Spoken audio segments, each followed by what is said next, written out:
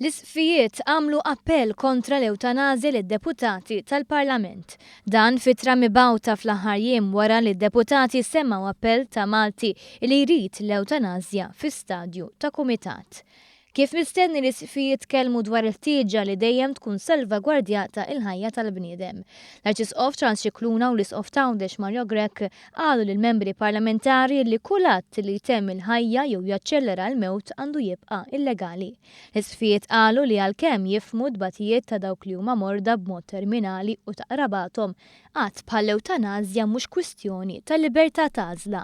Sostnew li l-għan tal-liġi huwa li tipprovdi ħarsien lil kull ħajja umana, partikolarment meta żvantaġġjata u vulnerabbli u mhux li tiffaċilita u tippromovi it-tmiem tal-ħajja.